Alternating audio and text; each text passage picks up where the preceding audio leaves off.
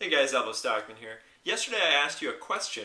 What do you think makes a trick expensive, and what do you think makes a trick inexpensive? Both typically and ideally. So what you'd like to see an expensive trick, or when you buy an expensive trick, what you'd like to get out of that. There were a lot of interesting responses, a lot of good responses. Um, I think a lot of great points were made.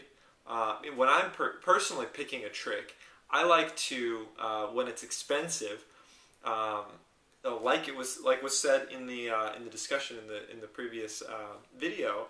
I like to get something that I can't just make myself. So if it's something that I'm not primarily buying for the secret, I want it to be something I can't make, or that's really inconvenient for me to make. So a lot of gimmicked coins, a lot of stuff like that. I think that's totally true. And I forget who said it, but it was mentioned on the discussion. And then the other thing is, um, you know, typically or historically, tricks were expensive because the secret was very, very secret. Rather than today, when we're trying as an industry to sort of count the successes of our commercial releases in the thousands of units sold. Um, it's not so much about something being secret, or if it is about it being secret, then it's priced astronomically high. To also create some allure. I mean, it'd be difficult for me to believe that anyone would release a trick commercially with the intention of still keeping it a secret. But typically or historically, I think that was part of the value of a magic trick, was that the secret was indeed really secret. So I don't think that's as much the case anymore, but I do think that the point that was made about it being a function of how much time it took to develop, and the supplies that were required to develop it. I think that that's fair.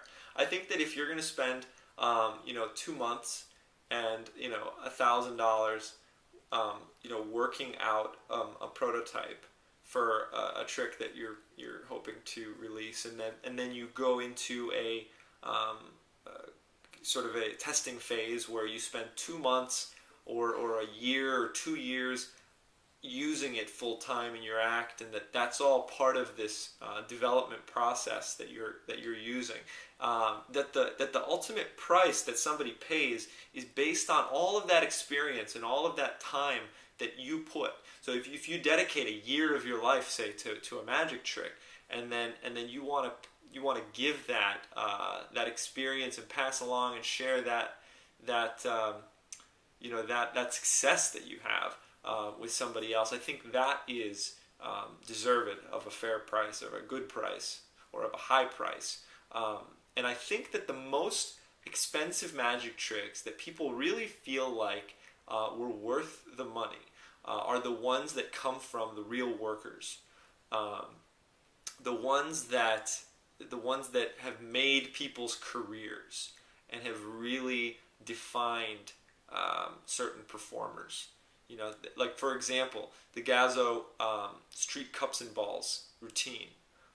It's a DVD here at Penguin. It's $50. It's high for a DVD, but this routine, not only is the DVD, I think it's like 3 hours long, but this routine is the bread and butter routine of Gazo, who is a lifetime busker.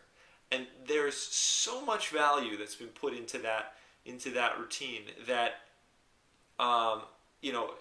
when you look at the economics of it, it's an extremely fair price to turn all of that experience and all of that work into a 3 hour lesson. Especially when you look at as far as pricing goes, as far as like how many units are sold versus how much time and everything went into to creating that. But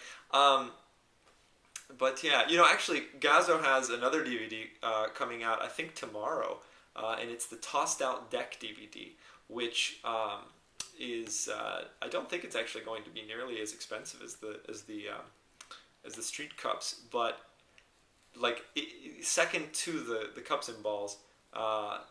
Probably his next biggest reputation making effect. So you know, so much value and wisdom and experience put into that.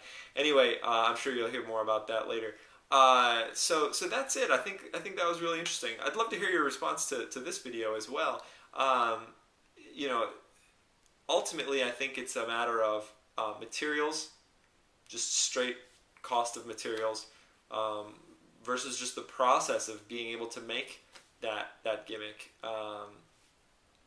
And of course, on the other side of it, the experience and the just the work and the time and the insight. You know, if it's something that somebody comes up with over a weekend and puts it out the very next day, or puts it into an ebook and immediately rushes it out to market, it's tough to say that, oh, this is a $50 trick or a $100 trick or whatever it is. It's tough, and it happens. It happens. I know it happens.